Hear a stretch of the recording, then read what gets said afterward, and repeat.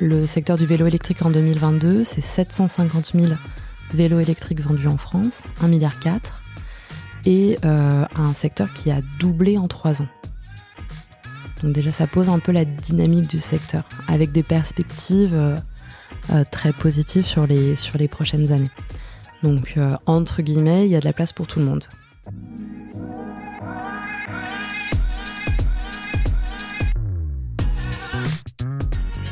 Bonjour, bienvenue dans Le Panier, le premier podcast e-commerce. Mes invités cartonnent et me livrent leurs secrets de réussite et les problèmes qu'ils ont rencontrés pour qu'on puisse, ensemble, apprendre à vendre mieux et plus. Mon engagement ici est simple, avoir une conversation sans filtre et sans faux semblants, et à ce que vous repartiez inspiré des succès, mais également des échecs, de mes invités avec les bons outils et les bons réflexes. Je suis Laurent Kretz, cofondateur de Cosa Vostra, agence digitale qui fait des sites incroyables et des strates de communication et d'acquisition sur mesure. On travaille pour des grands groupes comme pour des startups, en France comme à l'international, que ce soit pour lancer un site, refondre un e-commerce, développer un SaaS sur mesure, poser une strate de contenu ou repenser un business model. Contactez-moi sur lepanier@cosavostra.com ou LinkedIn et je me ferai un plaisir de vous répondre. Bonne écoute!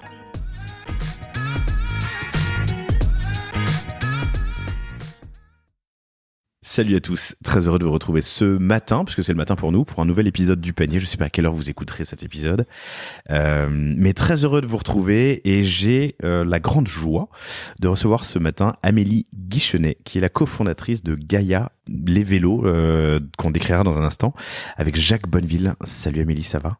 Salut Laurent, merci de m'avoir invité. Je suis hyper contente d'être avec toi ce matin. Et moi, hyper content de te recevoir. Un immense merci à Alexandre Zurcher, qui est le fondateur d'ailleurs de Vintage Rides. Vintage Rides, c'est une boîte assez incroyable qui organise des voyages aventure, à moto, à l'autre bout du monde. Il avait commencé son histoire en Inde et puis maintenant il sert pas mal de pays. Et c'est ton voisin. Exactement, donc Alexandre, c'est quelqu'un que j'ai rencontré dans la cour en bas de chez moi, ouais, avec nos petits garçons respectifs, et il se trouve qu'on partage une passion pour le tourisme, puisque avant de lancer Gaïa, j'étais chez Evaneos, qui est une marketplace de voyage responsable, et donc de fil en aiguille, on en est arrivé à parler tourisme et puis entrepreneuriat. Et on a fait le lien avec toi, tout naturellement. Voilà, et il m'a dit tu devrais la recevoir, elle est formidable. Moi j'avais déjà vu les vélos Gaïa sur ton flagship, on en parlera tout à l'heure, mais qui est de Gmap. Qui est Quai de Valmy, très précisément. Quai de Valmy, c'est de l'autre côté de Quai de Gmap, c'est ça, mais bref, dans cette partie du 10e qui est génial, hyper bien placé, tu nous expliqueras pourquoi t'as ouvert ce showroom, à quoi il sert, comment tu as choisi son emplacement. Mais donc je connaissais déjà, on s'est vu il y a 6 mois, on a pris un apéro ensemble pour faire connaissance et je t'avais dit écoute, tu viens quand tu veux, et tu me rappelais quelques mois plus tard en me disant je suis prête. C'est quoi Gaïa ? Alors déjà, c'est une entreprise à mission et c'est surtout une marque de vélo électrique conçue pour simplifier la vie des familles, que tu as lancée en quelle année ? Donc on a lancé Gaïa à l'automne 2021 et on a démarré la commercialisation des Gaïa il y a 1 an, donc en juin 2022. En juin 2022, on est en juillet 2023, donc il y a exactement 1 an. En 1 an, tu as réussi à vendre 1500 vélos. Tu viens de franchir ce beau cap, sachant qu'il y a quelques mois, quand on s'est rencontrés, tu étais à 400, donc il y a eu une accélération. Plus de 4 millions de CA dans un marché qui n'est pas évident. Ça fera partie des sujets qu'on abordera. Le hardware et le vélo, la mobilité, il y a quand même beaucoup d'acteurs. C'est un secteur qui a explosé. À la rigueur, tant mieux. Sur un vélo qui est un peu particulier par rapport aux autres, on en parlera sur le marché, sur des vélos qui sont sportifs, peut-être techniques. Là, on est sur un vélo qui s'adresse à beaucoup plus de monde. Tu nous expliqueras. Tu as vécu de l'hypercroissance chez Evaneos. Après 7 ans dans le conseil, tu as donc passé quelques années chez Evaneos. J'ai envie de comprendre ce que le conseil et l'hypercroissance que tu as connu chez Evaneos t'ont apporté. Tu m'expliqueras pourquoi tes premiers recrutements étaient justement des profils qui avaient connu l'hypercroissance. On parlera distribution. Il y a des modèles qui existent chez Angel, Cowboy, VanMoof. Comment est-ce que tu t'en affranchis, ou comment est-ce que tu recopies ? Pourquoi tu recopies ? Enfin, recopier, pardon, c'est pas très... Mais pourquoi tu utilises des modèles prouvés et prouvés ? Il y a un gros sujet dans le hardware qui est la prod et le support. Toi, tu as un élément différenciant et tu m'en parleras. Et puis, on parlera enfin de ton persona et de tes leviers d'acquisition et de croissance. incroyablement heureuse. Non, et un autre sujet, pardon, mais on l'abordera dans 3 minutes, c'est ton association avec je peux dire un vieux de la vieille, il va écouter le podcast ou pas? Il va sûrement écouter le podcast. Bon, Jacques, tu m'excuses, mais quelqu'un qui a 20 ans d'expérience dans le domaine de la mobilité, qui avait créé une marque, qui l'a revendue, tu nous raconteras ça tout de suite. Mais j'ai envie de commencer. On vient de croiser Frédéric Laloux, qui va enregistrer avec mon associé Matt Stéphanie sur le podcast Génération Do It Yourself, que vous connaissez évidemment tous. Frédéric Laloux qui est connu pour avoir écrit Reinventing Organizations, qui vous a pas mal inspiré, je crois, chez Evaneos. Exactement. Et donc, c'est une des raisons pour lesquelles j'ai rejoint Evaneos après 7 ans de conseil. Evaneos était en pleine réflexion sur son organisation. Les 2 cofondateurs avaient été effectivement très inspirés par ses travaux. Et moi, ce que j'ai trouvé assez incroyable à l'époque, c'est de pouvoir quitter le conseil et rejoindre une scale-up qui soit complètement dans ces réflexions-là sur leur organisation, leur mode de fonctionnement, et teste une orga libérée, entre guillemets, en tout cas une orga responsabilisée, avec cette idée d'avoir des squads autonomes et une vision commune, et de laisser la responsabilité à chaque squad de s'auto-organiser, de prendre ses décisions, et finalement de tracer son chemin. Voilà. Tu as passé combien de temps chez Evaneos? J'y ai passé 4 ans. 4 ans, et ça s'est terminé, pardon. Tu as vécu le Covid, qui dans le voyage était ça aurait pu être une hécatombe. Un séisme, un séisme, voilà. Effectivement, chez Evaneos, j'ai vécu 2 phases complètement différentes. Donc moi, je suis rentrée après la levée de fonds à 18 millions d'euros. Donc Evaneos démarrait sa phase de scale. Et un profil comme le mien était pertinent parce que je venais de faire 7 ans dans le conseil, donc avec une approche très structurée. Et c'est souvent dans ces phases-là que les startups scale-up commencent à aller recruter des profils plutôt issus du conseil. Et donc, phase d'hypercroissance, j'ai vécu la levée à 80 millions avec donc des gros chantiers qu'on a lancés à la fois sur l'internationalisation, l'ouverture de nouveaux marchés. Donc, Evaneos était présent sur le marché français, mais aussi lancé le marché espagnol, italien, allemand, UK, les marchés scandinaves et le marché US. Donc, tu vois, une forte expansion géographique. Et en même temps, du cash pour pouvoir avoir une belle ambition sur le product, sur l'offre, sur le marketing. Et donc moi, j'ai eu un profil un peu couteau suisse où successivement, on m'a confié la création de l'équipe offre, on m'a confié, la structuration de l'équipe product en B2C, donc avec un travail avec des PM, des dev front, des dev back, des UX, des web analystes. Et ensuite, on m'a confié la création de l'équipe data transverse à Evaneos, donc monter une équipe avec des analystes, des ingés et des scientists. Data, produits, offre, marketing. Et marketing. C'est large. Pourquoi est-ce que les scale-up vont chercher des profils comme le tien, des profils avec une belle expérience conseil? Je pense que dans le conseil, tu apprends à finalement aborder un certain nombre de sujets de façon très rapide avec beaucoup de méthodes et à t'appuyer sur des expertises.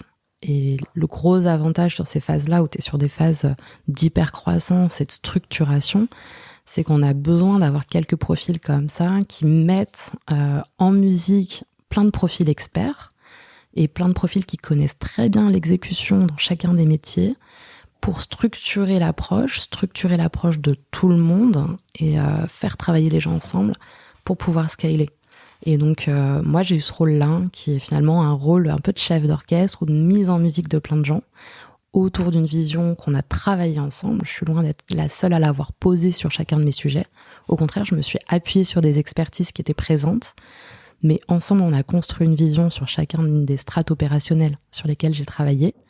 Et j'ai facilité la coordination, la structuration des approches pour permettre à mes équipes d'aller un step plus loin à chaque fois. C'est ça, il y a un côté très problem solver que tu apprends dans le conseil, sauter d'un problème à l'autre avec méthode, c'est ce que tu viens de dire et que je trouve hyper intéressant. Side note, moi j'aime bien voyager backpack, j'ai toujours voyagé backpack avec ma compagne, sac à dos, on prend un aller-retour la première nuit d'hôtel et puis ensuite on avise, et mes filles sont suffisamment grandes là pour qu'on puisse recommencer à voyager comme ça. On l'a fait l'année dernière, on a fait 3 semaines au Laos, on avait l'aller-retour en avion, les 2-3 premières nuits d'hôtel, et puis ensuite on s'est fait un peu le programme au fil de l'eau, c'était cool.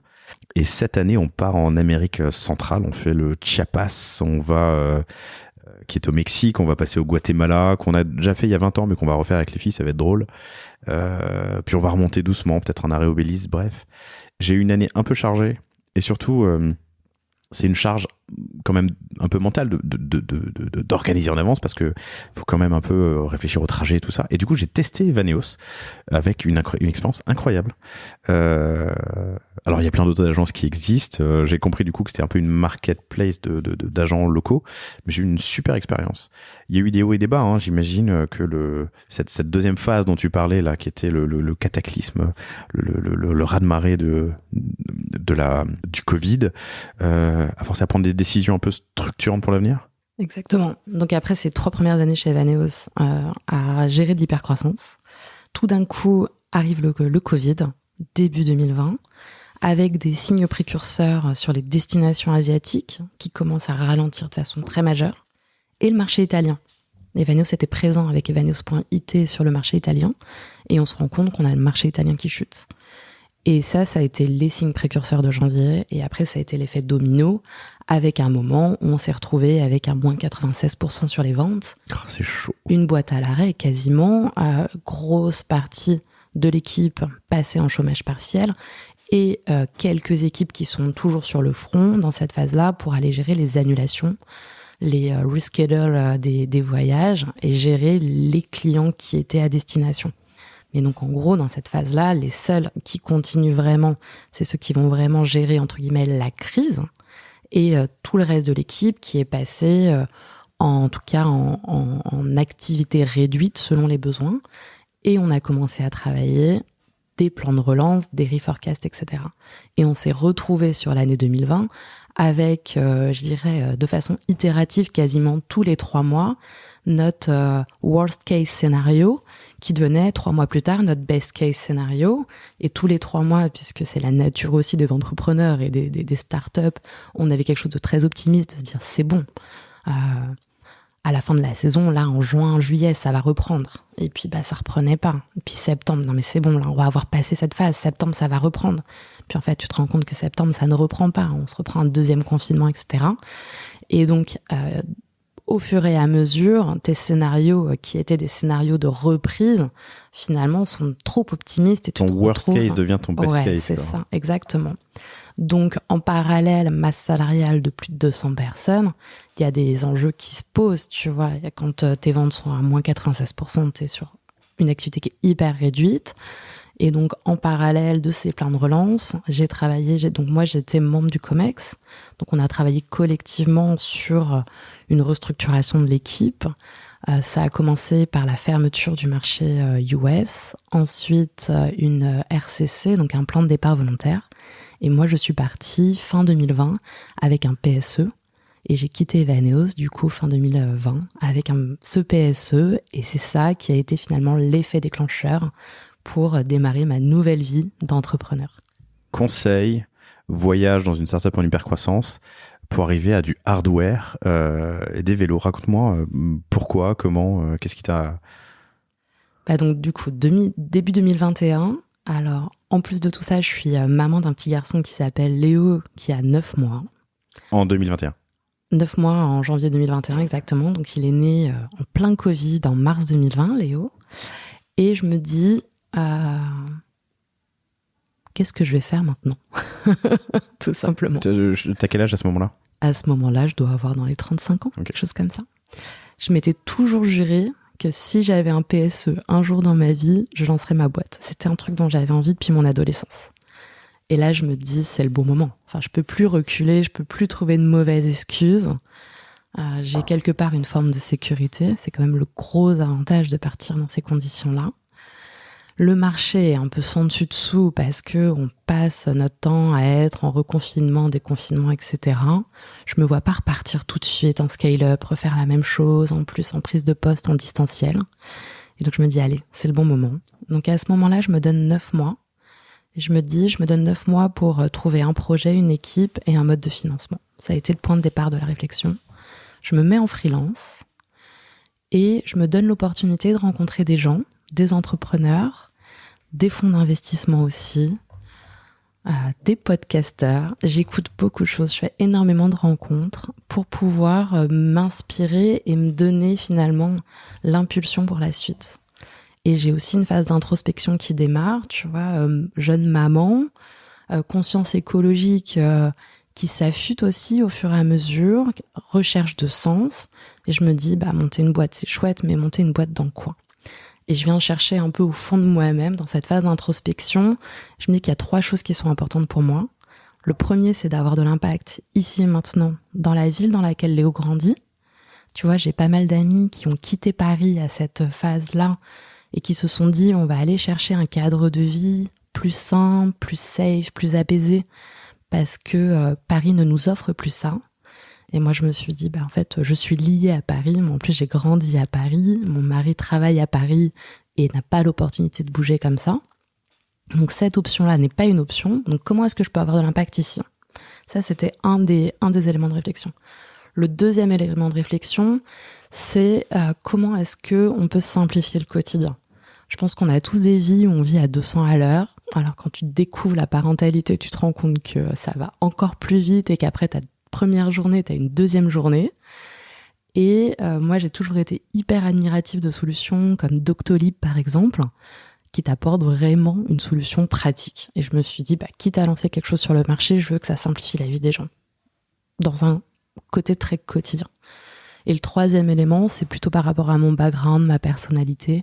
Je voulais faire un projet assez inclusif, assez mass market, et pas être sur quelque chose d'hyper exclusif, hyper niche et hyper premium. Donc j'ai essayé, tu vois, de clarifier un peu ces éléments-là, des éléments qui étaient importants pour moi. Tu t'es fait coacher, tu avais des sparring partners pour échanger sur ces idées ? Je me suis fait coacher quand je suis rentrée au COMEX d'Evaneos, donc 2 ans plus tôt. Okay. Et ça m'a énormément aidé à mettre le doigt sur ce qui était important pour moi et sur le fait de créer de l'alignement et de l'ancrage dans mon job, la façon dont je faisais mon job, ce qui était important pour moi d'exprimer. Et donc, je dirais qu'il y a eu un énorme travail que j'ai fait grâce à cette coach sur cette phase amont. Et après, sur cette période-là très spécifique, après Vaneos, c'est plutôt que j'ai été nourrie par énormément d'histoires de personnes qui ont créé des business, qui étaient habitées, tu vois, par ce qu'ils voulaient faire et ce qu'ils voulaient porter. Et je pense que ça m'a énormément nourrie et ça m'a aidée dans cette introspection. Et donc, à partir de là, la mobilité, c'était un des secteurs qui cochait toutes les cases. Et il se trouve que parmi les personnes que j'ai rencontré quelqu'un chez Mobivia qui m'a mis en contact avec Jacques Bonneville, qui est donc aujourd'hui mon associé. Et l'histoire a démarré avec Jacques comme ça.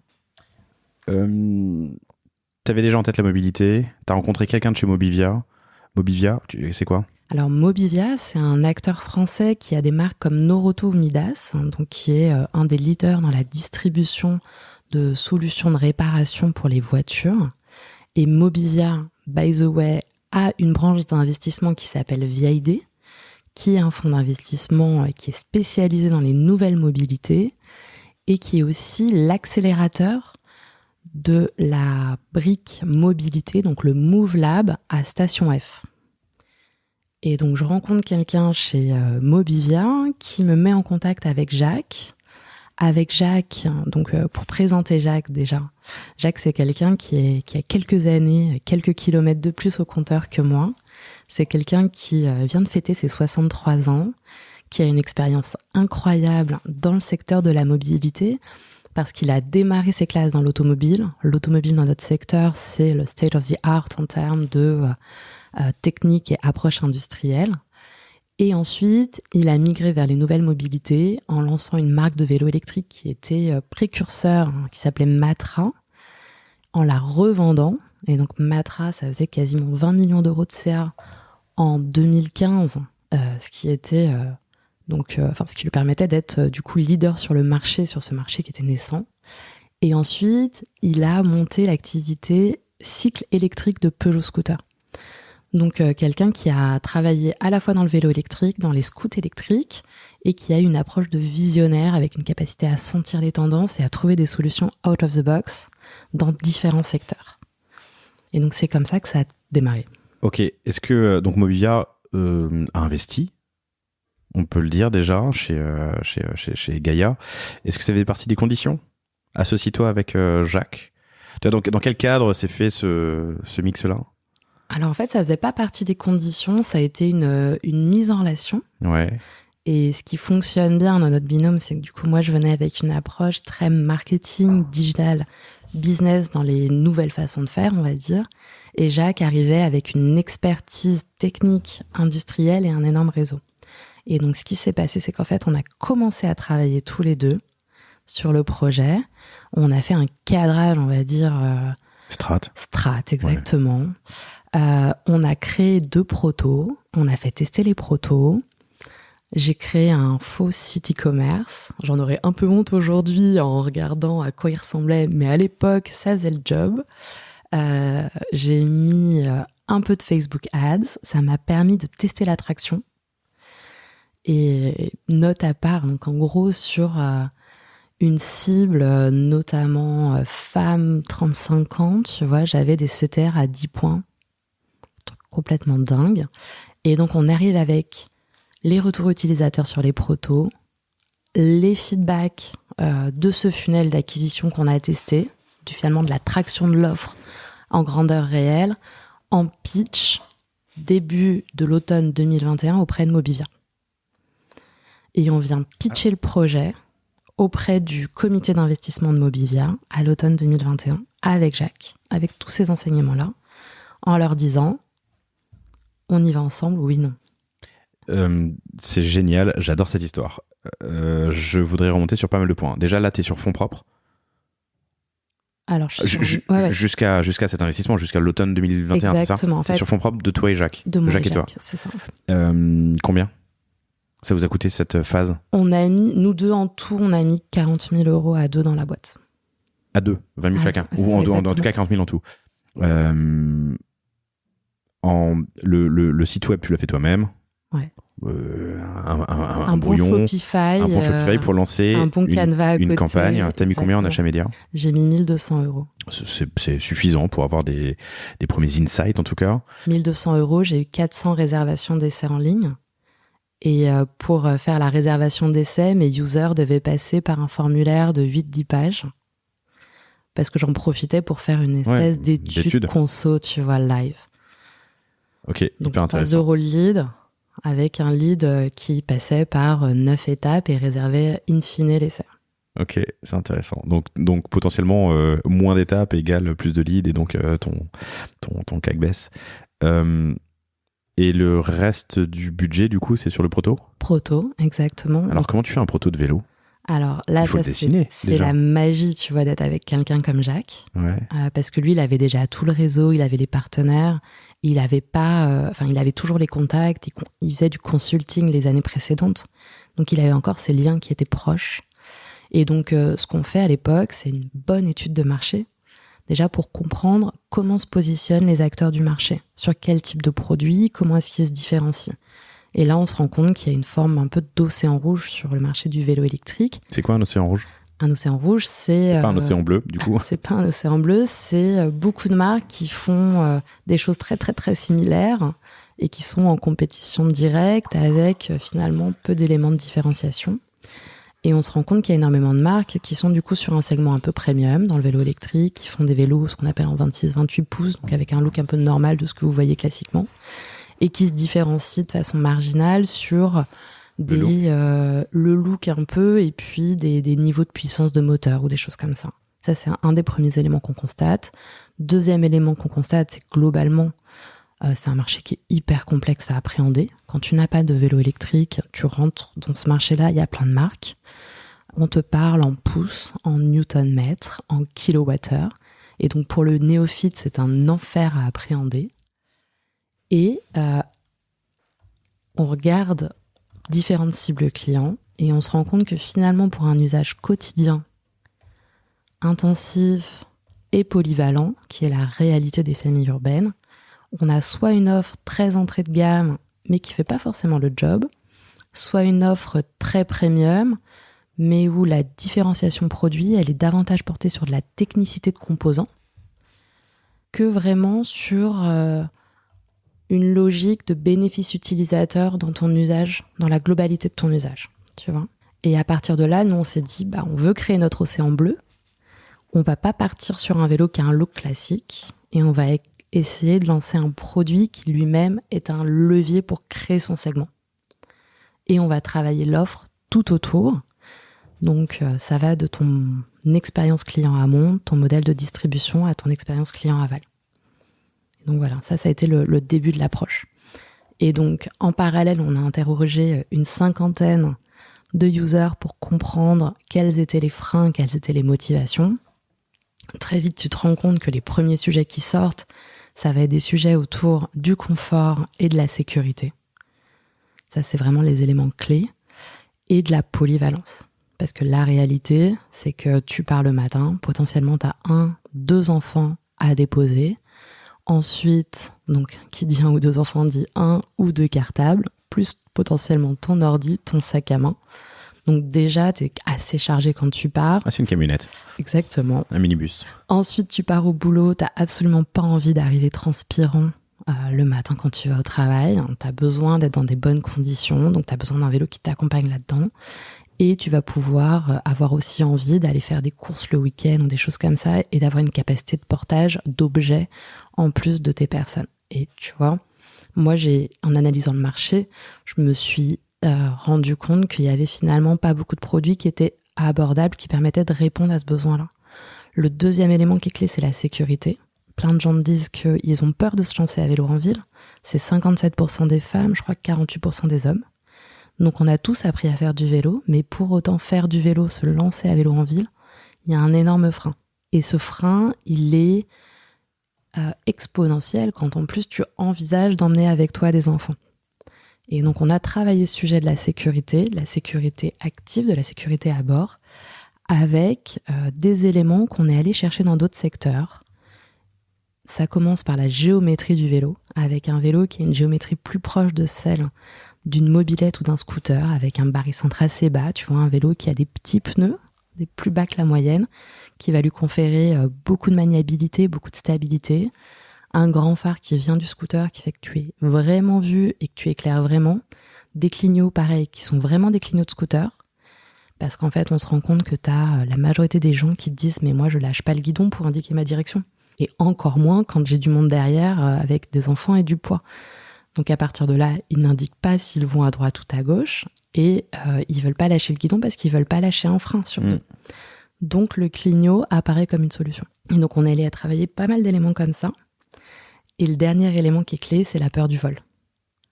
Tu mets 1000, 2000, 3000 euros dans un vélo. T'as absolument pas envie qu'il parte dans la nuit.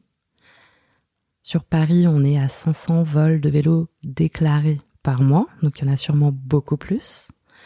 Et donc, ça nous a paru clé d'embarquer dès le débarrage un système de sécurisation du vélo.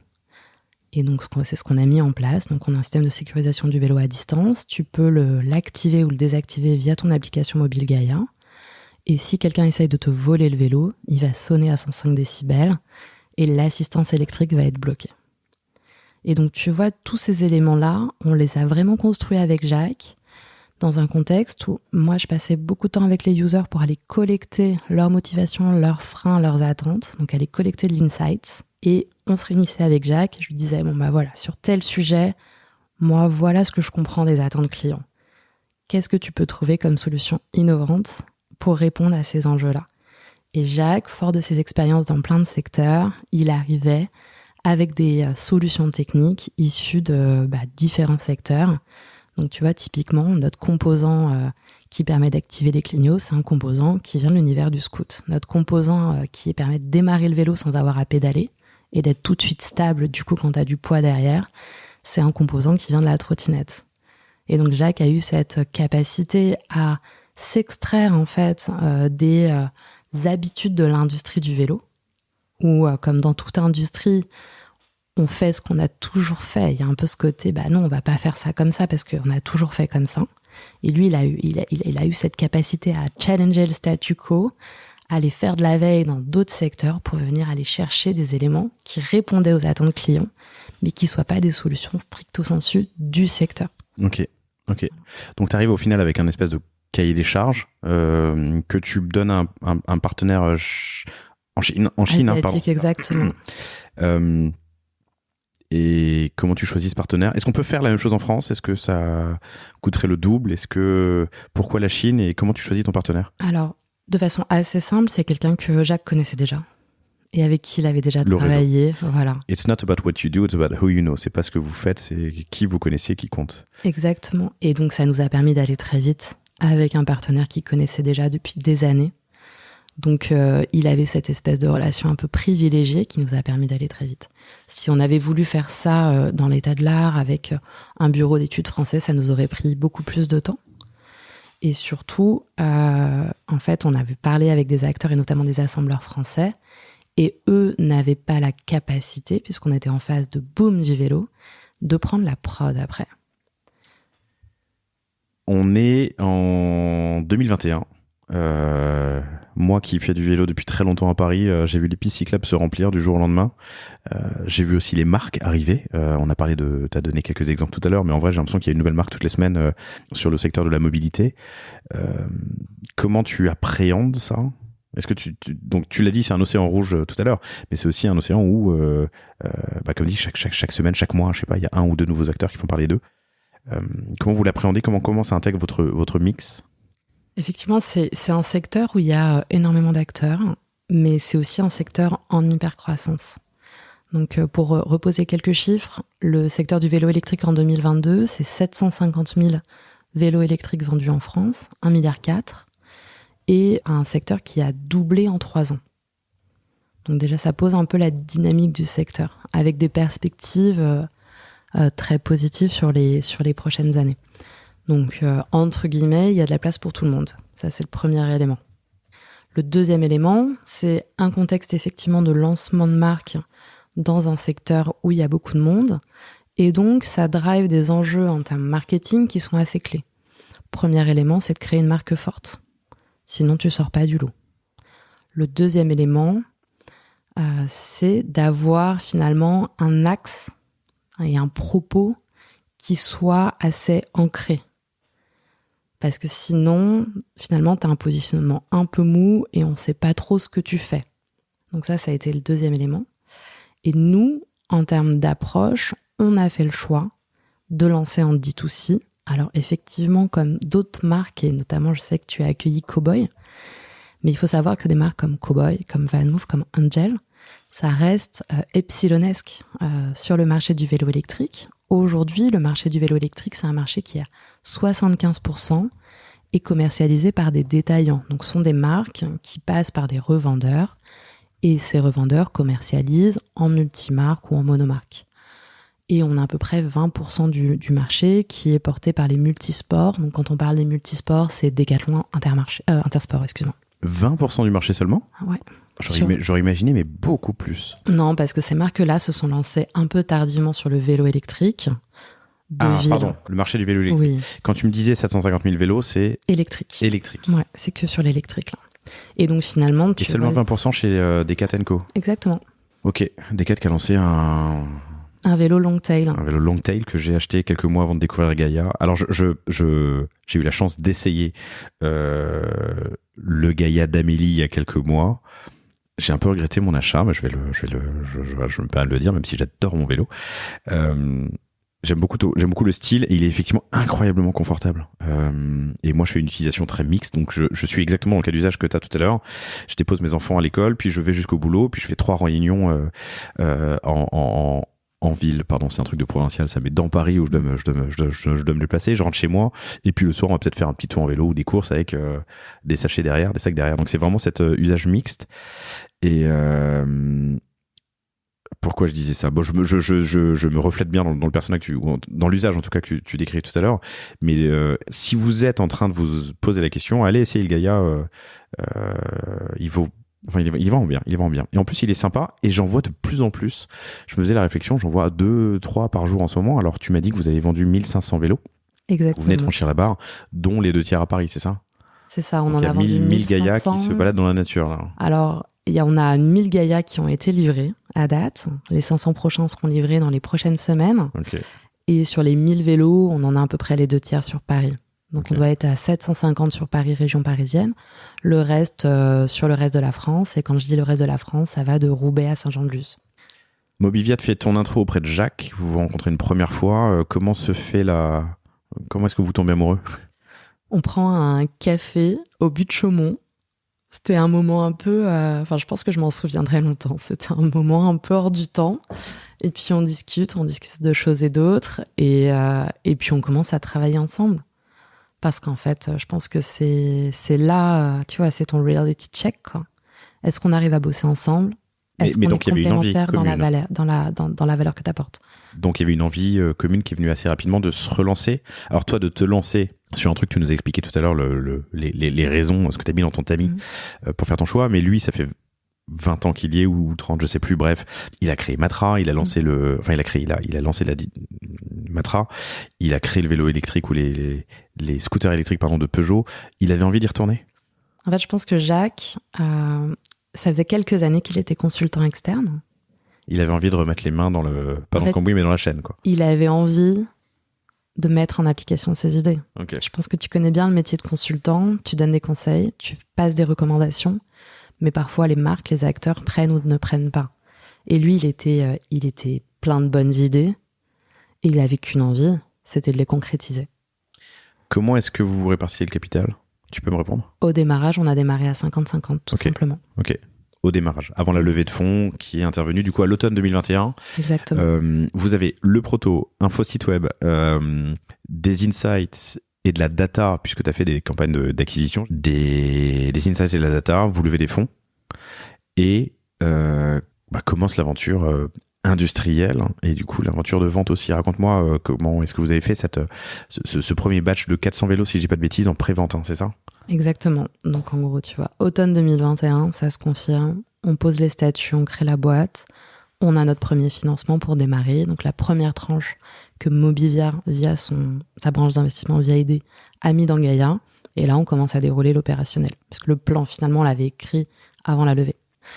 On déroule l'opérationnel. Donc de mon côté, je vais piloter tout le brand book, la création du site, la création du showroom, le début finalement un peu des piliers sur la partie marketing, et du côté de Jacques, la partie démarrage de l'industrialisation avec une première commande de 400 vélos. C'est tout ce qu'on pouvait se payer de toute façon, donc on démarre avec 400 vélos.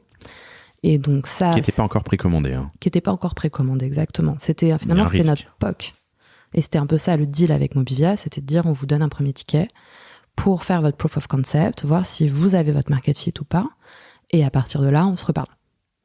Et donc ça, c'était à l'automne 2021. Et on savait qu'on se reparlait à l'automne 2022. Ok. Voilà. Donc tu avais un an pour faire ton POC. Juin 2021. Ton POC industriel. Mon POC global. Ouais. Mon POC global business aussi. Et donc dans cette période-là, juin 2021, on lance le site e-commerce, la boutique, l'acquisition, globalement. On a dans notre... flagship, notre showroom sur le canal Saint-Martin, 4 pré-séries qui sont nos 2 vélos dans 2 couleurs, et on peut démarrer la réalisation d'essais par les users, d'essais réels, physiques dans la boutique. Et pour en arriver là, du coup, tu vois, Jacques, il a bossé ses 8 mois à avoir ses 4 premières pré-séries déjà à dispo dans les bonnes couleurs, finalisées, etc. Sachant qu'on a eu un vrai petit challenge sur la période, c'est qu'il y a eu le lockdown à Shanghai. Ouais. Donc en gros, Shanghai et pas mal d'usines dans les environs a été fermé pendant 3 mois début 2022. Ça paraît loin, mais c'était quand même une période compliquée au niveau industriel. T'as des petites sueurs froides à ce moment-là, non? Exactement. Attends, il n'y a pas eu le blocage du canal de Suez aussi à cette époque? Peut-être. Je sais qu'il y a eu un truc avec les appros qui... Nous, on n'a pas été gênés par ça. Mais globalement, sur toute la chaîne d'approvisionnement, ça a été un vrai challenge. C'est 2021, pardon. Obstruction du canal de Suez en 2021. Autant pour moi, je te reprends. Nous, on n'a pas été du coup impactés. C'est peut-être un des rares trucs par lesquels on n'a pas été impactés. Mais c'est une période où globalement, le commerce maritime et tout ce qui est transport maritime a explosé en termes de délai et en termes de coûts. Il y avait de la rareté sur les pièces. Il y a eu ce lockdown à Shanghai et dans toute la région qui a duré 3 mois. Et donc, mis bout à bout, l'appro, ça a été un vrai sacerdoce. Et la production a été un vrai sacerdoce sur ce premier batch. Et en comparaison, c'est beaucoup plus facile maintenant. Donc Jacques sur le premier batch, toi sur la partie précommande. Ouais, c'est ça. Quand est-ce que tu lances ? Donc juin 2022, on lance tout, on démarre la commercialisation, on démarre la marque et en gros, vers le 10 septembre, on avait vendu tous nos cargos et fin septembre, début octobre, on avait vendu la fin des 400 vélos avec les vélos compacts puisqu'on a 2 modèles. Fin septembre. Fin septembre. Donc en 3 mois, 4 mois, tout était vendu. Et grosso modo, tout s'est joué entre le 15 août et fin septembre. Et la boutique a ouvert quand ? En juin. Ok. Donc tu vois, pour juin, accompagner juillet... le process de précommande et surtout la réassurance des consos. Exactement. Donc en fait, pourquoi est-ce qu'on a lancé avec une boutique ? C'est qu'on démarre, comme tu as compris, sur un marché où il y a énormément de marques. On n'a absolument aucun feedback utilisateur, aucun feedback de la presse, parce qu'à ce moment-là, on n'a que 4 pré-séries. Donc en fait, on ne peut pas les confier à des journalistes et c'est des vélos qui sont quand même très amont. Donc un client qui se pose la question de prendre un vélo Gaïa, il n'a aucun élément de réassurance. Et lancer d'emblée avec la boutique, ça permet, d'incarner la marque. C'est-à-dire que les gens viennent nous voir et concrètement, Jacques, moi, toute l'équipe, on est physiquement là. C'est l'endroit où on a conçu le vélo quelque part. Donc incarner la marque, être accessible et pouvoir tester le produit. Et donc se rassurer par rapport à ça. Donc ça a été 2 éléments clés dans le démarrage et je pense que c'est ça qui a aussi contribué à ce qu'on ait un démarrage aussi rapide. Parce qu'en gros, juin, juillet, tu vois, on a un peu testé aussi le modèle DAC et puis retour d'acquisition, et retour des vacances scolaires, on a poussé sur le bouton, les gens sont venus faire des essais à la boutique et très très vite, tout est parti. Ok, intéressant. Alors il y a plein de sujets là, mais le premier c'est le showroom. Je comprends l'intérêt, c'est que les gens puissent toucher, tu viens de le dire. Il est incroyablement bien placé. Il est donc Canal Saint-Martin, dans une zone qui est, c'est vrai qu'elle est piétonne toute la semaine, et on peut facilement faire le tour. Il y a quelques ponts, donc l'endroit est bien placé. Vous avez mis du temps à le trouver ? C'était un hasard ? C'est volontaire qu'il soit là ? En fait, c'est à la fois volontaire et à la fois un énorme coup de bol. Dans le sens où moi, je cherchais une boutique idéalement dans ce quartier-là, parce que c'est un quartier qui est au cœur des nouvelles modes de consommation, on va dire. Plus... Vas-y, pourquoi ? Comment ? Enfin, qu'est-ce que tu veux dire par là ? C'est un quartier bobo, comme on l'appelle à Paris. Ah oui, d'accord. Où il y a énormément de cyclistes, beaucoup de gens qui se déplacent en vélo. Et de magasins de cycle. Et de magasins de cycle, et très familial. Tu vois, il y avait d'autres quartiers potentiels. On aurait pu lancer, je sais pas, dans le Marais, par exemple. Mais dans le Marais, finalement, tu as une population qui est beaucoup plus touristique. Donc moins intéressant pour nous, puisque nous, on est vraiment sur un usage quotidien de résidents. Et je t'avoue que faire un essai dans les zones piétonnes du Marais le week-end où tu dois slalomer entre les... Ouais, ok. Où on a eu des propositions pour aller, tu vois, sur le boulevard Beaumarchais, où aujourd'hui, il y a beaucoup de magasins de cycle. Et avant, il y avait beaucoup de magasins de moto. Donc, il y a eu cette reconversion de ce boulevard-là. Mais nous, on s'est dit, boulevard Montmarché, ok, en fait, il y a beaucoup d'acteurs du secteur, mais les conditions d'essai sont beaucoup moins agréables.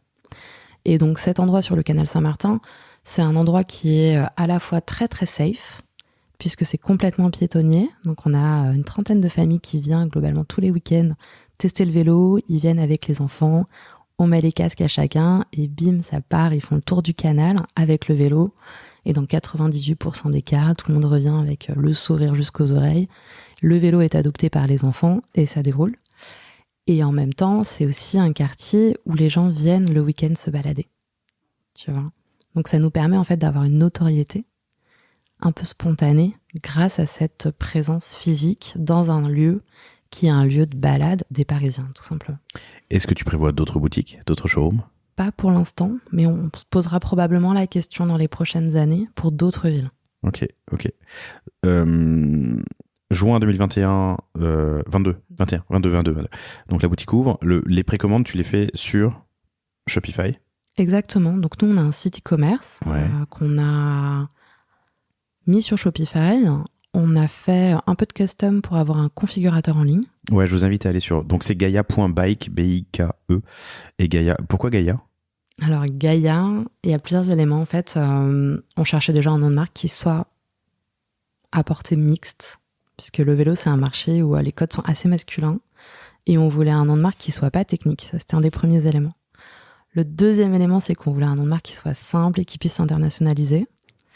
Et le troisième élément, c'est que Gaïa, c'est la déesse de la terre. Donc il y avait forcément cette connotation un peu écologique qu'on voulait avoir dans le nom du vélo, dans le nom de la marque, pardon. Et petit clin d'œil, c'est aussi la déesse de la maternité, de la création, Gaïa. Et moi, j'avais lancé du coup la marque juste après, tu vois, ma maternité, ça a été un peu l'effet déclencheur. Donc ça, c'est mon petit clin d'œil perso. Ok. Donc Gaïa.bike, vous allez y faire un tour. Le configurateur, effectivement, se fait en 5 étapes où on choisit le style. Donc c'est comment tu les appelles, le longtail ou le cargo? Exact. En fait, on a 2 vélos, donc compact ou cargo. Compact ou cargo, voilà. Compact, tu vas pouvoir mettre un passager, qui soit enfant ou adulte. Et donc ça, c'est quelque chose de très spécifique, puisque 98% des vélos te permettent d'emmener un passager de maximum 18 à 25 kilos. Donc dès que ton enfant grandit, en fait, tu peux plus l'emmener derrière, et tu peux pas non plus emmener normalement un deuxième adulte sur un vélo. On l'a tous fait, mais c'est pas viable. Non. Voilà. Et vous allez casser le vélo. Et donc ça, c'est le vélo compact. Ouais. Qui permet d'emmener un deuxième passager aussi bien enfant qu'adulte. Et tu peux choisir le vélo cargo, qui est un vélo long tail, sur lequel tu vas pouvoir mettre sur ton porte-bagages 1, 2, voire 3 enfants. Donc ça, c'est le premier choix qu'on te permet de faire. Déjà, la typologie de vélo compte tenu de la nature de ton usage. Ensuite, on te permet de choisir la couleur de tes poignets, la couleur de ta selle. On va te permettre de choisir aussi ta batterie en fonction de ton usage. Si tu es sur un usage intensif, des trajets plus longs ou des trajets plus courts. Et on va te permettre d'accessoriser le vélo en fonction de l'âge de tes passagers. Et c'est là où on va vraiment t'accompagner pas à pas pour t'aider à accessoriser ton vélo et in fine choisir des services pour t'accompagner avec une logique de solution complète et pas juste de produits qu'on propose. Et donc ça, c'est un configurateur que vous avez développé sur mesure. Il y a pas mal de configurateurs qui existent, mais c'est vrai que moi, à chaque fois qu'on nous demande chez Cosa Vostra, donc on fait du dev e-commerce évidemment et du Shopify entre autres. À chaque fois qu'on nous demande un configurateur, on ne trouve pas chaussure à notre pied et on fait un dev sur mesure. Comment tu es arrivé à cette Je pense que j'en suis arrivée à la même... j'ai fait le même processus que toi, okay. C'est-à-dire qu'on a regardé les widgets ou les solutions un peu clés en main qui existaient sur Shopify. Et il y a 2 éléments. C'est ça nous permettait pas d'intégrer l'ensemble de la complexité qu'on a sur notre produit. Donc nous, dans notre configurateur, on a un mix entre des éléments de customisation du produit initial, des éléments de cross-sell, de produits complémentaires et de services. Donc le mix de tout ça n'était pas proposé par les widgets un peu clés en main. Et le deuxième élément, c'est que souvent ces widgets-là sont des briques en fait avec des modèles tarifaires qui sont basés sur un pourcentage de ton chiffre d'affaires, style 5% de ton chiffre d'affaires. Donc quand tu vends peut-être des t-shirts ou des bougies ou des choses qui sont plus accessibles en prix, les fees sont pas trop importants, mais quand tu ramènes ça à un panier moyen d'un vélo électrique, finalement, très vite, tu te rends compte que c'est plus rentable de le faire en custom. Qui est de combien, le panier moyen 2005 TTC. Ah oui, pardon, je suis sur le cargo. Le cargo est un peu plus cher, c'est ça? Alors là, je te donnais le panier moyen de Gaïa. Ouais, panier moyen global. Ok. Développement sur mesure, lancement à l'été 2022, je vais y arriver, de la boutique et des précommandes. Tu prends évidemment des précommandes en boutique. Oui. Qu'est-ce que tu as comme outil de point of sale? J'ai le site e-commerce avec le Shopify et un Zettel à côté. Et un Zettel. Un Zettel, oui, pardon. Donc, tout simplement, un petit outil, un petit TPE connecté à un téléphone portable. Et donc, tu remplis le tunnel d'achat de ton site internet en boutique. Voilà, comme quoi, parfois, il ne faut pas se prendre la tête. Et ça marche très bien et ça permet d'unifier ton stock et tes commandes. Même s'il y a plein d'outils de point of sale qui existent, qui sont compatibles avec Shopify ou avec d'autres systèmes, voire Shopify Point of Sale. Quelle part de commandes t'arrives sur cette période donc de juin à septembre à identifier le parcours d'achat? Je découvre en ligne, je vais voir en boutique et puis finalement j'achète chez moi, ou est-ce que je découvre en boutique en passant devant et puis finalement j'achète sur internet? On sait qu'on a une grosse partie de l'acquisition qui est issue de notre travail sur les réseaux sociaux. Parce qu'au début, on a beaucoup démarré sur Instagram, Facebook. Donc beaucoup de gens qui rentrent en boutique en nous disant « Ah, j'ai vu passer une pub sur Insta ». Donc ça a été quand même un des gros vecteurs d'acquisition. Deuxième vecteur d'acquisition, comme on l'évoquait, c'est la boutique où on a des gens qui passent devant et tombent dessus, tout simplement. Ensuite, les gens classiquement réservaient un essai ou venaient tester le vélo à l'improviste. Donc ça, c'est tu vois, ta deuxième étape dans le parcours, et finaliser l'achat, soit juste après avoir fait l'essai, en boutique. Et donc là, comme tu l'évoquais, on leur confie un ordi, ils finissent leur funnel. Soit ils rentrent à la maison et vers 21h30, après que les enfants soient couchés. Et quand on y rediscute avec madame ou monsieur. Exactement. Et là, on voit des ventes qui se déclenchent et c'est hyper symptomatique. Tous les soirs, ça démarre vers 21h30. C'est vrai, c'est drôle ça. Ok, intéressant. Quelle part des 400, donc 400 précommandes réalisées sur cette période, quelle part en boutique, quelle part sur Internet ? Sur cette phase-là, je pense qu'on était à du 80% lié à un passage à Paris dans la boutique, sur le tout démarrage. Donc, commande prise en boutique ? Alors, soit commande prise en boutique, soit commande liée à un essai réalisé en boutique. Et tu vois, ils finalisent le soir en rentrant chez eux. Oui, du coup, c'est quelle part de commande dans la boutique directement ? Je pense qu'on était sur du 50-50. 50-50, non mais c'est intéressant. Et quel type de friction tu rencontrais où tu as pu constater sur les commandes qui étaient faites lâcher 3000 balles, on est habitué maintenant en 2022, c'est pas enfin 3000 ou 2005 pardon, ton panier moyen, pour la population que tu vises, excuse-moi, je vais pas faire de généralité. Pour la population que tu vises, je pense qu'on n'est pas habitué à lâcher autant d'argent, mais habitué à le faire en ligne. Enfin, c'est pas une... voilà. Effectivement, le paiement en ligne n'est pas un point de friction. Okay. Les éléments de frein, ça va plutôt être des éléments de besoin de réassurance sur la pertinence de la marque, la pertinence du produit, la pérennité de l'existence de l'entreprise, la fiabilité du produit. C'était plutôt des éléments de cet ordre-là. Ok. Et donc, toi, ta réponse, c'est quoi ? C'est passer en boutique ou tu as une hotline où on peut appeler et parler à quelqu'un ? C'est quoi le... Alors, nous, on a effectivement... Déjà, on est ouvert tous les jours, 7 jours sur 7, de 11h à 19h. Donc ça permet d'être très ouvert, entre guillemets. On a une marque et on a une posture de marque qui est très dans l'échange conversationnel. On a plusieurs canaux de contact. On a de l'email, du formulaire, Insta, Facebook et WhatsApp. Ok, donc tu te rends disponible, quoi. On se rend disponible et on a une qualité de service client qui, je pense, est incroyable. On vous laissera juger, chers auditrices, chers auditeurs, le jour où vous aurez un Gaïa. Il faut monter une équipe. Donc on a parlé de l'e-com, on a parlé de cette période de prévente, on a parlé des quelques premiers mois où vous avez préparé ce batch de 400 vélos. Ils arrivent quand, d'ailleurs ? Ils arrivent à l'automne. Donc on les distribue entre octobre et novembre. Qu'est-ce qui déclenche chez vous, chez Jacques et toi, le go de la distribution, la commercialisation ? Vous levez des fonds en automne. J'imagine que tu n'attends pas juin pour aller acheter tes vélos. Donc, très vite, on commande notre premier batch, en fait. Ok. On passe les commandes, tu vois, notre premier batch entre décembre 2021 et janvier 2022. Et on reçoit ces vélos-là vers octobre 2022. Le premier batch a été très long à arriver. Très, très long.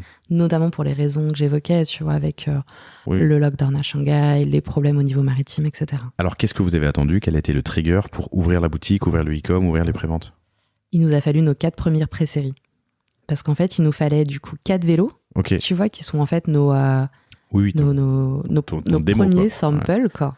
Parce que sans ces vélos, je peux pas avoir de visuel, je peux pas créer de contenu, donc je peux pas lancer mon site e-commerce, je peux pas lancer ma com. Et donc j'ai reçu mes vélos globalement vers le 20-25 mai. À J+2, on a shooté, toute l'équipe était prête, on a fait la post-prod sur les photos, on a lancé le site 4 jours plus tard. Et c'était parti. Et la boutique ? Et la boutique, pareil. Ah là là. Alors c'est marrant parce que je pense que... On avait tout préparé, tu vois. Ouais, t'avais tout préparé. On attendait juste les 4 vélos. Et dès qu'on a eu les 4 vélos, on a pu tout lancer.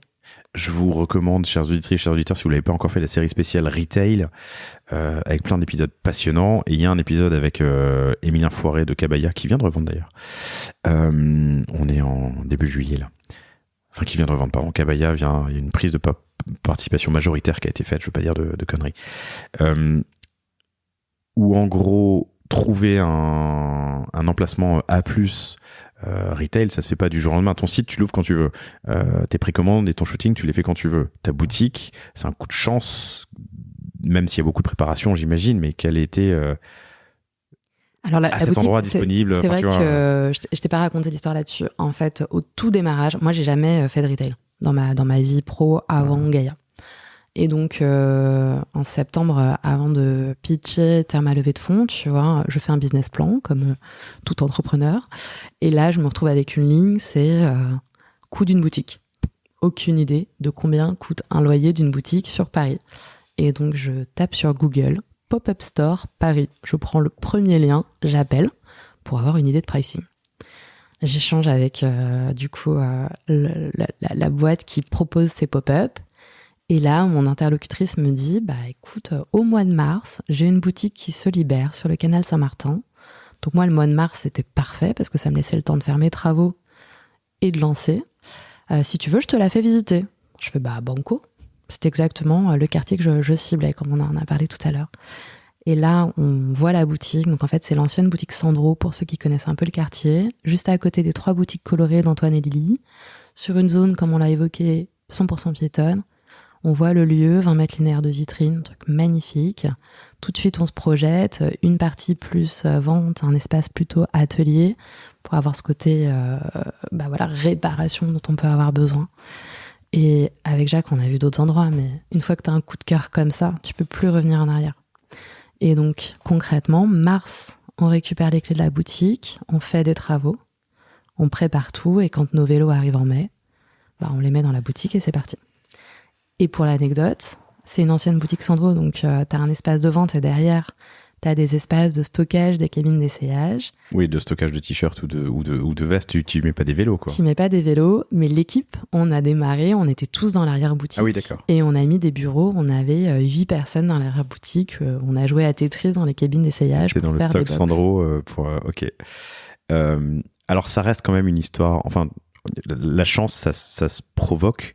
Mais si le mec de Mobivia t'avait pas dit, tiens, rencontre Jacques, si je me suis noté autre chose tout à l'heure, mais si la boutique avait pas été dispo et je sais plus ce qu'on s'est dit, il faut pas sous-estimer le facteur chance dans la création d'entreprise, je pense, et pas de chance parfois aussi sur des projets qui sont incroyables, mais qui, pas de chance, n'ont pas eu l'alignement d'étoiles que d'autres peuvent avoir. Et peut-être là-dessus, j'ai rencontré quelqu'un, j'ai écouté le talk de quelqu'un il n'y a pas très longtemps et ça a beaucoup résonné. Et lui, ce qu'il disait, c'est à tous les entrepreneurs qui étaient là, n'oubliez pas que la différence ou l'espace entre un gros succès et un échec, c'est de l'épaisseur d'une feuille de cigarette. Et à tout moment, tu peux basculer d'un côté ou de l'autre. Et pour rebondir là-dessus, tu vois, je pense que nous, on a démarré quand on a créé Gaïa. Moi, j'avais les statistiques en tête. 9 startups sur 10 n'arrivent pas à pérenniser et à fonctionner. Donc, c'est quelque chose qu'on avait de façon très, très claire en tête, de se dire, on fait tout pour construire une belle histoire, mais on sait que statistiquement, on va se planter, entre guillemets. Et donc, notre rôle, ça va être d'essayer de faire le max pour faire partie des 10% de questions. Très inspirant, merci.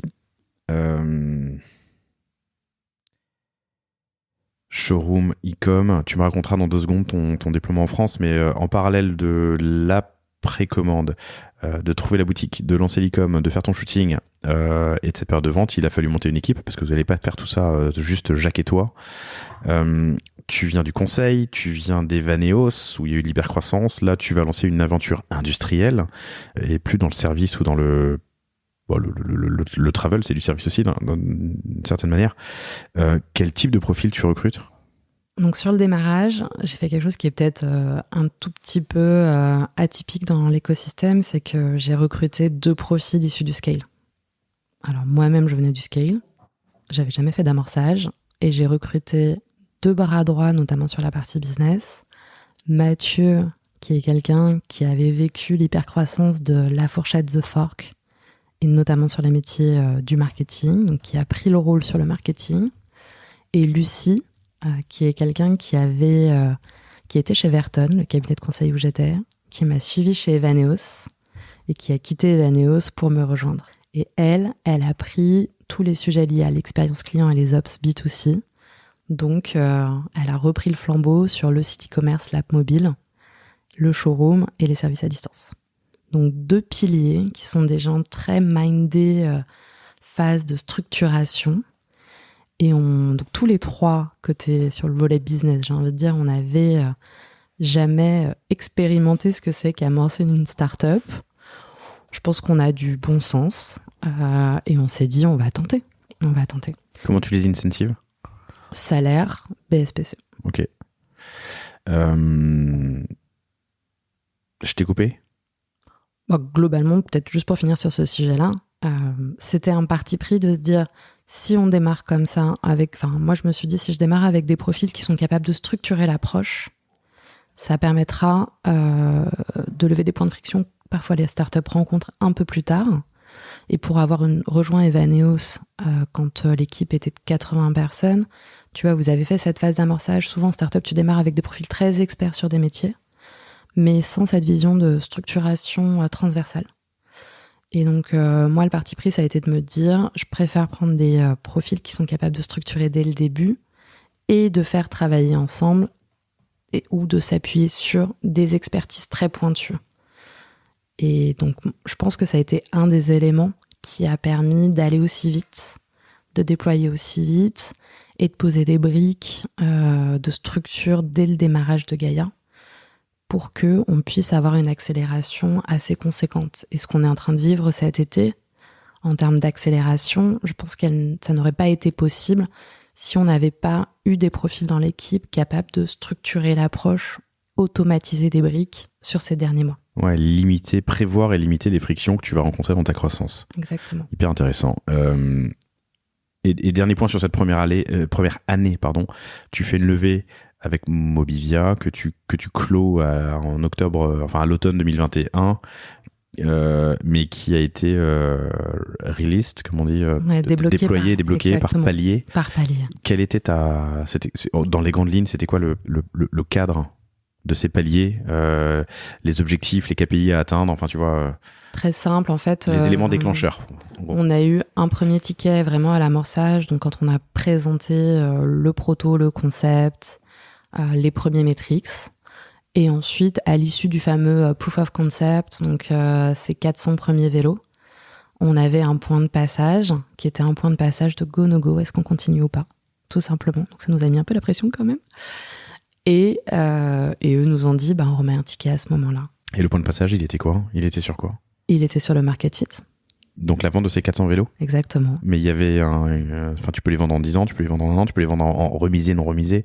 Quels étaient le cadre ? C'était un mix entre les délais dans lesquels on a réussi, à les vendre, la satisfaction client et notre capacité à délivrer sur le volet industriel. Ok. Le prix était dans le mix aussi ou pas ? Parce que 400 vélos à 1 euro, je te les vends demain, moi. Enfin, tu vois ce que je veux dire ? Le prix, il le connaissait en amont. Okay. Et on n'a pas fait de remise sur ce premier batch. Pas de remise, ok. Cool, octobre 2022, tu as checké toutes les cases. Là, on est quelques mois, un semestre plus tard, et tu as 1500 vélos qui ont été commandés. Déjà 1000 sur les routes et 500 qui vont arriver dans les jours, semaines qui viennent cet été. Donc x3. Ouais, c'est ça, 400 en plus. Ouais, c'est ça. 1100 en plus, donc presque un x3. Raconte-moi les leviers que tu as utilisé pour arriver à cela. J'ai oublié une question que j'avais en tête. Est-ce que je peux l'insérer maintenant ? Ça va nous lancer sur autre chose. Non, mais la prod, tu nous as raconté un peu que tu as, grâce à Jacques, on a un réseau. Un réseau, un contact. T'as pas cherché à réinventer la roue. T'as fait un vélo plus inclusif et donc accessible à tout le monde. Ce qui a pu être une difficulté pour d'autres acteurs que tu as cités tout à l'heure, Cowboy, VanMoof, Angel, c'est le support sur des vélos qui sont quand même très particuliers, uniques. Tu m'as pas dit... Ah si, tu l'as dit en intro, pardon, autant pour moi, que vous avez pris des éléments qui existaient. Vas-y. Donc sur la partie industrielle, effectivement, on a une approche qui est peut-être un petit peu différente de certains autres acteurs du marché. Donc comme je te disais, la grande majorité du marché, c'est un marché qui est intermédiaire. 75% des marques classiques de vélos vendent via des détaillants. Et le corollaire de ça, et c'est ça qui est intéressant, c'est que ces marques-là ont très peu de retours utilisateurs. Et donc, quand ces marques-là font de l'innovation, finalement, quand tu n'as pas de feedback user, qu'est-ce qui vient driver ton innovation pour créer tes collections suivantes ? C'est souvent, en l'occurrence dans cette industrie-là en tout cas, les innovations des équipementiers. Donc tu vas avoir des fabricants de moteurs qui vont te dire il faut mettre mon nouveau moteur qui est encore mieux que le moteur de l'année dernière. Donc l'innovation plutôt de la technicité des composants.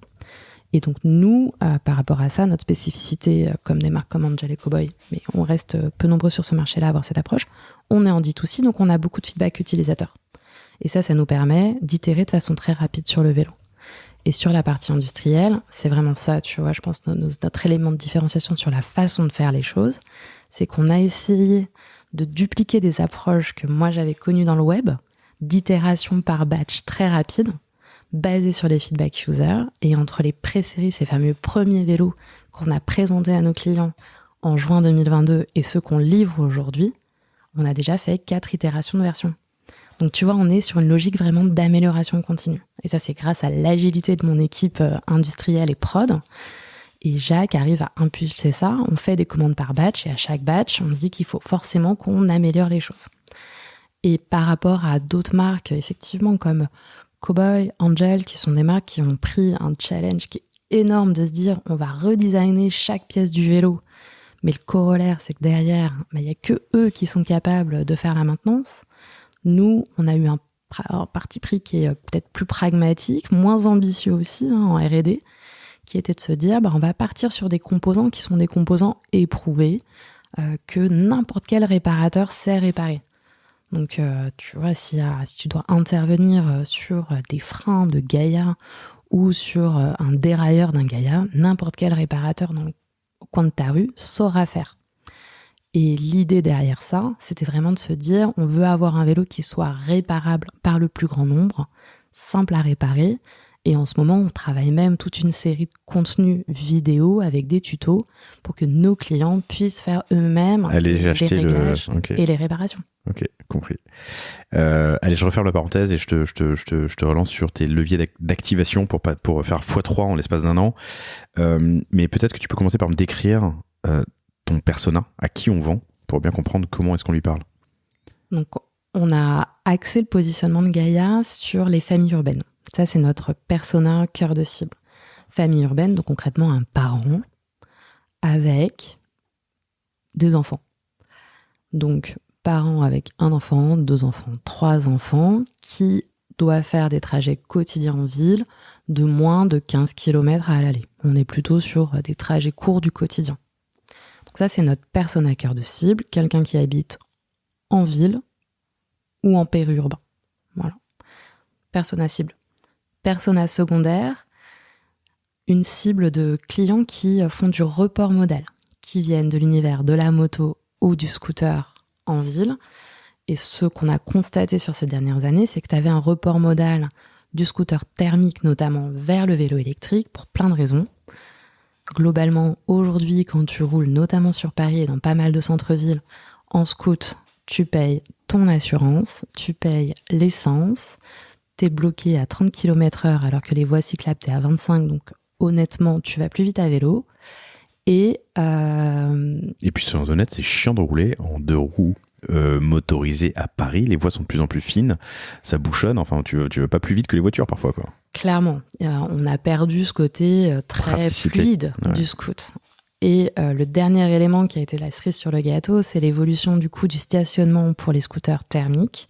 Et c'est ça qui a fait que, notamment sur Paris, on a vu plein de gens qui sont venus basculer sur le vélo électrique. Ouais, je sais pas comment c'est dans d'autres villes de France, mais à Paris, tu payes ton stationnement en 2 roues depuis un an, en 2 roues thermiques, pardon, depuis un an, ouais. Et donc ça, c'est notre deuxième persona, des gens qui font ce report modal, issus du 2 roues, et qui sont particulièrement attirés par le Gaïa parce qu'ils vont retrouver des éléments qui sont proches du scoot. Ils vont retrouver les clignotants, ils vont retrouver le grand phare de scoot, un petit look un peu hybride entre la mobilette et du vélo. Et tu l'as pas dit tout à l'heure, mais de mémoire, il y a un klaxon, non On a un klaxon de scooter, exactement. Okay, ouais. Et on a la possibilité d'emmener un deuxième adulte. Ce que tu aimes bien faire souvent quand tu as un scoot, ça veut pas dire que tu l'utilises au quotidien dans un contexte de duo d'adultes, mais occasionnellement, tu aimes bien potentiellement emmener quelqu'un avec toi. Et donc ça, tu vas retrouver cette possibilité-là sur le Gaïa aussi. Donc ça, c'est notre deuxième persona. Et notre troisième persona, ça va être plutôt des gens qui vont nous acheter le Gaïa pour une résidence secondaire ou pour un contexte un peu plus loisir. Et on va avoir des gens qui vont passer nous voir pour nous demander un vélo pour, je sais pas, une maison à Aix-en-Provence ou sur l'île d'Oloron. Et dans ton mix, alors pas ton mix marketing, mais dans ton cadre marketing, tu as aussi le prix. Vous êtes sur un tarif qui est... raconte-moi, pardon. Ouais. En fait, dans la raison sur le marché, je sais que j'ai vu des, je crois que c'est Tern qui vend des vélos où à équipement équivalent, tu seras au double, non ? facile, ouais. Terne ou moustache. Donc, dans la raison d'être de Gaïa, il y a cette notion de démocratisation de l'accès à des solutions de mobilité ingénieuses et responsables. Et donc, cette notion de démocratisation, elle était clé pour moi, notamment parce que je me suis dit qu'il y avait plein de familles autour de nous qui avaient envie de s'acheter un vélo cargo, un vélo long tail, mais qui n'étaient pas prêts à mettre 4 000, 6 000, 8 000 euros dans un tel vélo, surtout pour un premier achat, quand ils ne sont pas encore convaincus qu'ils vont avoir cet usage-là de façon très régulière. Et donc je me suis dit, finalement, pour avoir de l'impact, vraiment notamment un impact écologique à grande échelle, il faut qu'on arrive à proposer un produit qui soit accessible en prix. Donc on a eu on a fait un lancement avec, du coup sur le vélo compact, on est juste en dessous du panier moyen du marché. On est à 1 800 euros, là où le panier moyen sur un vélo électrique classique est à 2 000 euros. Ok. Et sur le vélo long tail, on n'a pas le panier moyen du marché, on l'a pas. C'est pas une donnée qui est accessible de façon simple sur cette sous-catégorie. Mais effectivement, on est plus abordable que des marques comme Yuba, Terne ou Moustache, où sur un vélo long tail accessorisé, tu peux sortir jusqu'à 8 000 euros. Ok, maintenant qu'on a le personnel pris, comment est-ce qu'on va toucher ta cible, cœur de cible et les cibles secondaires? Là-dessus, 2 approches. Une approche sur l'organique, premier élément. Donc là-dessus, on a travaillé les PR, donc les relations presse en français. Relations presse sur de la presse lifestyle, puisque nous, on est une marque lifestyle et pas technique. On a travaillé les relations presse sur de la presse corporate et sur de la presse spécialisée vélo. Les 3 sont importantes. D'une part, les premières pour de la notoriété, et d'autre part, sur les secondes et troisièmes, sur de la réassurance. Parce que finalement, tu vas connaître Gaïa, tester le produit, et avant d'acheter, tu vas te dire... est-ce que le vélo, il est vraiment bien, il roule bien, et tu vas passer sur un média de presse spécialisé que tu ne connaissais peut-être pas avant, mais tu vas avoir le test d'un expert qui te dit « Ouais, ce vélo, il est très bien ». Et là, ça va te rassurer sur l'achat. Tu passes par une agence ou tu le fais en direct? Je passe par une agence. Tu peux donner son nom? Oui, on travaille avec 14 septembre. Oui, ok, d'accord. Que je salue parce que je les connais. Ils gèrent en partie le One-to-One Monaco et on se parle beaucoup. Ok. Voilà. Donc ça, c'est la partie PR qui est hyper importante pour Gaïa. On a eu des super jolies retombées au début. Et ça nous a permis du coup de positionner et de crédibiliser la marque. Premier élément. Deuxième élément, toujours sur l'organique, on travaille l'influence. Les marques de vélos électriques n'ont pas forcément travaillé ce segment-là, ou en tout cas ce levier-là. Nous, ça nous paraissait clé, parce qu'on sait que notre cible est sur les réseaux sociaux, notre cible est proche du coup de ces approches-là. Et donc, on est allé chercher des prescripteurs et des prescriptrices qui soient impactantes auprès de notre cible. Et notamment pas mal d'influenceuses mamans. Des gens qui aient un peu nos valeurs, tu vois, qui soient cohérentes avec notre ADN, en phase avec ce qu'on voulait porter, et qui soient dans leur quotidien confrontés aux enjeux auxquels le vélo répond. Donc concrètement, des mamans qui doivent emmener des enfants potentiellement de 5 ans, 8 ans, 10 ans, 1, 2 enfants, et qui expérimentent vraiment le vélo dans leur quotidien, et qui du coup peuvent faire un retour honnête et concret sur leur usage et en quoi cet usage-là est facilité grâce au vélo Gaïa. Et donc l'influence, ça a bien fonctionné. Comment t'es allé les chercher? Alors t'es avec Clémentine Gallet du podcast Bliss. Tu me parlais aussi d'Inès Reg, l'humoriste. En direct, via des agents, via une plateforme? On est sur un mix des deux. Il y a eu un mix entre beaucoup de personnes qui nous ont tout simplement contactés parce qu'ils ont vu et elles ont vu des pubs du Gaïa et elles rêvaient de l'essayer. Donc ça, c'est une chance aussi. On est souvent contactés par les influenceurs et les influenceuses pour tester le produit. Ils passent par le formulaire? Ils passent par le site? Ils passent en direct? Ils nous contactent par Insta, directement.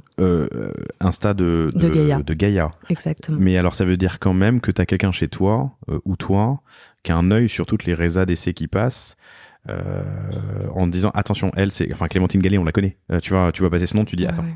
Non, souvent, ils nous envoient des messages. Oui, ok. Tu vois, ils nous contactent en nous envoyant des messages, ils font pas une réservation directe. Okay. Donc, il y a Qu'est-ce que c'est bien d'être influenceur? ce levier-là. Et sinon, ça peut être aussi des agents, tu vois, d'influenceurs qu'on a contactés. Donc, c'est un mix des deux. On a les deux approches. On travaille aussi bien avec, entre guillemets, des petits influenceurs que des influenceurs plus importants. Pour nous, c'est clé d'avoir une multitude de profils parce qu'on ne va pas aller chercher forcément les mêmes éléments avec des tout petits influenceurs et des plus importants. Pour certains, on va plutôt aller chercher du reach sur des grands influenceurs. Sur des petits influenceurs, on va pouvoir travailler des super jolis collabs sur de la production de contenu. Donc, tu vois, on va aller chercher des éléments un peu différents en fonction des interlocuteurs avec qui on travaille. Et donc, l'influence, honnêtement, ça a été un très joli pilier. Ce qui fait que, tu vois, si on regarde notre mix d'acquisition, par exemple, sur le mois de juin, on est à 40% d'organique. Ok, c'est beau, c'est bien. Donc, PR, influence, c'est nos deux principaux médias sur l'organique. Après, sur notre mix d'acquisition, on a du paid. Et là, on est sur des choses très classiques, méta et du search. Ok, quelle proportion ? 50-50. Ah ouais, ok, d'accord. Donc du search sur de l'intentionnel. Et tu vas te positionner sur quoi ? Vélo, cargo ? Vélo électrique familiaux, ce genre de choses. Et et le reste, tu m'as dit, c'est méta. Hein. Ouais. Et méta, on va avoir un travail haut de funnel sur de l'awareness.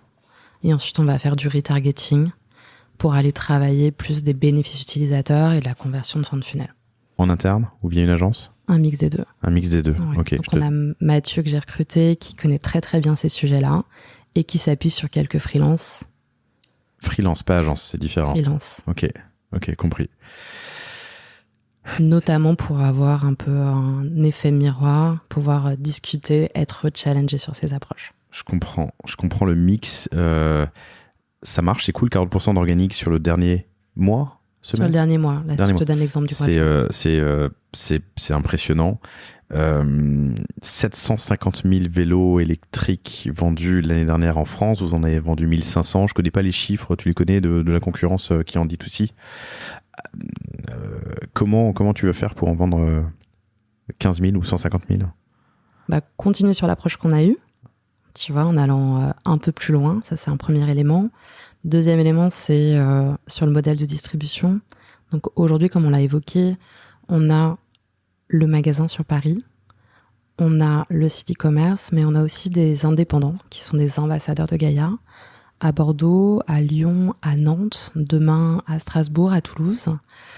Et ces ambassadeurs, en fait, permettent de tester le vélo dans les villes. Donc on peut continuer à déployer ce modèle-là. Et on est en train de réfléchir en parallèle à s'appuyer aussi sur des détaillants pour accélérer la phase d'expansion. Donc, la distribution, ça va être un levier aussi d'accélération. Ouais, redis-moi ce que tu viens de me dire. Aujourd'hui, on a la boutique sur le canal Saint-Martin, le site e-commerce. Ouais.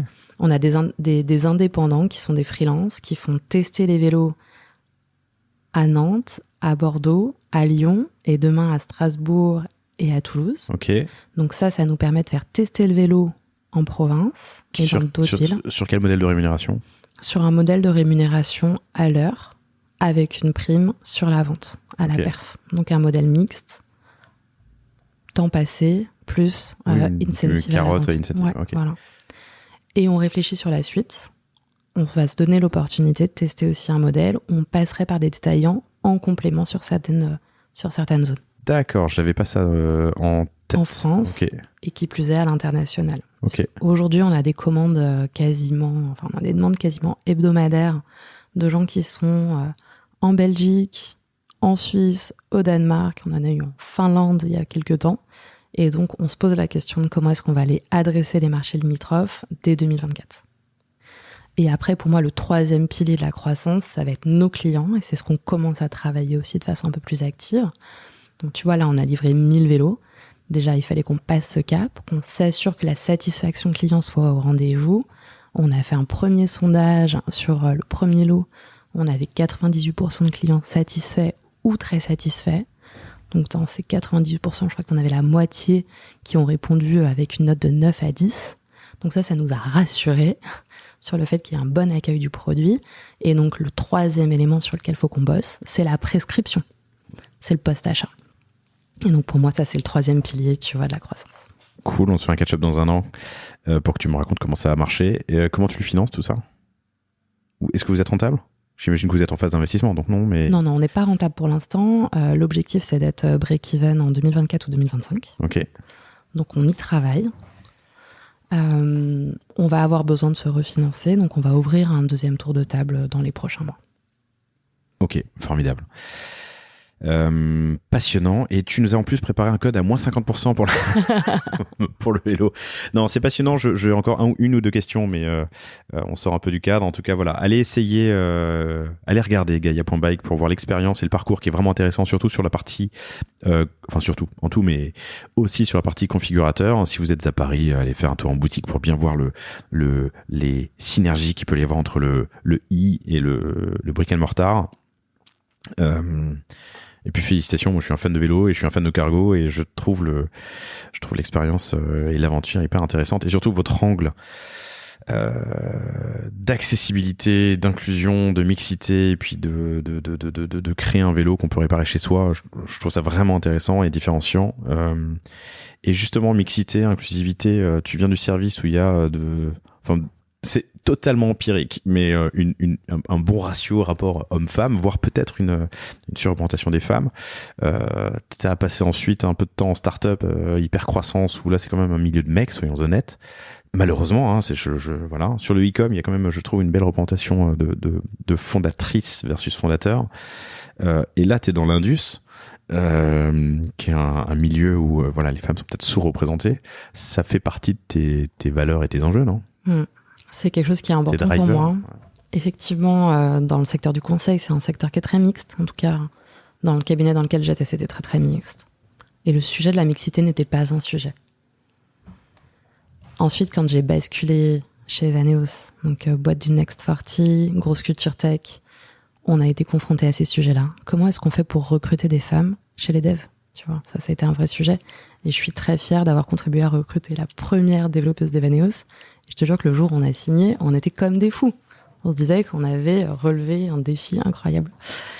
Et puis, je bascule chez Gaia. Et là, je découvre le monde de l'industrie. Je fais mon premier salon du vélo il y a 2 ans avec Jacques. Et le choc, il n'y a que des hommes. Et là, tu vois, je viens de faire donc 2 salons. Le salon qui s'appelle Eurobike, qui est le salon international du vélo à Francfort, qui est le plus gros salon européen. Et j'ai enchaîné avec le salon, l'équivalent en France, les Pro Days. Et c'est globalement un constat qu'on fait toutes, c'est que c'est un milieu qui est ultra masculin. Tu te balades dans les allées, il n'y a que des hommes. Et on se sent très, très, très en minorité. Et donc, pour moi, voulant créer une marque inclusive dès le démarrage, c'était clé en fait d'avoir une équipe mixte. Donc déjà de base, on est un binôme de cofondeurs mixtes. Donc ça permet déjà de poser une base plutôt saine là-dessus. Et je pense que ce qui est clé, c'est dès les premiers recrutements de pousser cette mixité-là pour qu'après ça ruisselle et que chacun trouve sa place. Puisqu'on se rend compte que dans les entreprises où tu as des plateaux qui sont quasiment que masculins, une jeune femme qui vient faire des entretiens, elle se projette pas forcément. Que tu as des effets aussi culturels quand tu as trop d'hommes, mais c'est vrai aussi quand tu as trop de femmes qui font que les autres, quel que soit l'autre, celui de la diversité va pas se sentir à sa place et va pas se sentir accueilli dans le collectif. Et on sait aussi que des entreprises qui ont une réelle politique de mixité, de diversité, vont être des entreprises qui vont être plus créatives dans la façon d'aborder de l'innovation et dans la façon de trouver des solutions. Et donc pour moi, c'est quelque chose qui est important. Et je me rends compte que ce à quoi je suis confrontée aujourd'hui dans l'industrie, c'est quelque chose qui finalement est assez similaire de ce qui était le cas dans la tech avant. Et on sait que la tech fait un gros travail sur ces sujets de diversité et d'inclusion. Mais il y a encore du boulot. Et je suis membre du collectif Sista. J'ai intégré une promo à l'automne dernier. Et ce que partage Sista, c'est qu'aujourd'hui, tu as 12% des entreprises financées qui sont des entreprises mixtes, 2% des entreprises financées qui sont des entreprises uniquement portées par des femmes. Et il y a un vrai biais cognitif des investisseurs sur la propension des femmes à être compétentes, avoir l'ambition nécessaire, avoir la capacité. Tu connais le chiffre de startups fondées par des femmes ? Donc là, c'est 2% qui sont financés, mais il y a peut-être 20, 30, 50% qui sont créés par des femmes. Ouais, il y en a beaucoup plus. Ouais. il y en a beaucoup plus. Tu connais ce chiffre ? Je ne l'ai pas en tête. Je l'ai vu il y a quelques jours, mais je ne l'ai pas en tête. Donc, tu viens de dire 12% des entreprises financées ont des équipes fondatrices mixtes et seulement 2% sont fondées par des femmes. C'est incroyable. C'est ça. Des entreprises financées, pardon. 2% des entreprises financées sont fondées par des femmes. Ok. Sista, SISTA, c'est quoi ? Donc Sista, c'est une association et c'est un collectif qui lutte pour justement le financement au féminin et aide les entrepreneurs à lever des fonds. Et donc Sista intervient en fait des deux côtés de l'équation, auprès des entrepreneurs pour nous empowerer, nous donner les moyens, nous aider dans nos levées de fonds, nous aider aussi à la fois dans la technique, dans les introductions et nous coach dans nos levées de fonds. Donc côté entrepreneur et côté investisseur, fait un travail d'acculturation sur justement ces espèces de biais cognitifs qui existent pour leur faire prendre conscience de la façon dont ils traitent des dossiers portés par des femmes. Et Sista a créé une charte et embarque, fait de la conduite du changement dans le secteur de l'investissement pour promouvoir l'investissement et le financement de start-up portées par des femmes. Formidable. Sista, SISTA. Amélie, on a fait un grand tour, un long tour d'ailleurs. On est dans la fourchette très haute. Chers auditrices, chers auditeurs, désolé, mais je trouvais l'histoire et puis tous tes enseignements vraiment inspirants. Merci infiniment. Bravo à toi et à Jacques pour cette première partie, ce premier chapitre en tout cas de l'aventure. Impatient d'avoir la suite. Vous retrouvez Amélie Guichenet, Guichenet sur LinkedIn si vous avez des questions. Jacques Bonneville, comme la moto d'ailleurs, BO2NEVI2LE sur LinkedIn si vous voulez poursuivre la conversation. Et vous la croiserez peut-être à la boutique. Effectivement, nos bureaux sont juste derrière la boutique, oui, c'est ça, hein. Okay. Donc j'y suis très régulièrement. Allez-y et dites que vous venez de la part du panier, il y aura moins 70% sur le... Au moins. Au moins, facile. Merci à tous et toutes d'être toujours... présents, fidèles auditrices et auditeurs du panier. Inscrivez-vous à la newsletter. Vous pouvez aller sur lepanier.io et vous verrez le formulaire d'inscription. Et j'envoie tous les vendredis matins les épisodes de la semaine, plus des news et notamment des news des anciens, les news du front, pour ceux qui me les font parvenir. Donc si vous êtes déjà passé sur le panier, n'hésitez pas, souvenez-vous, envoyez-moi vos nouvelles. On approche de 250 épisodes, ça commence à faire du monde. Et merci à toutes et tous. Merci à toi Amélie. Un grand merci pour ton accueil et pour ton écoute. Salut. Merci d'avoir écouté cet épisode du panier jusqu'au bout. J'espère qu'il vous a plu. Si c'est le cas, abonnez-vous pour ne rater aucun épisode. Parlez-en autour de vous et surtout, laissez-moi une note et un commentaire 5 étoiles sur Apple Podcast. N'hésitez pas non plus à le partager à chacun de vos amis dans le business. Chaque nouvel auditeur est une victoire. Si vous avez besoin de lancer ou refondre votre site internet, de créer un Shopify ou un WooCommerce, de performer avec une stratégie de contenu efficace, n'hésitez pas à me contacter à l'adresse lepanier@causeavostra.com. On se fera un plaisir de vous répondre. Et enfin, et surtout, inscrivez-vous à la newsletter du panier sur lepanier.io. À bientôt pour un prochain épisode.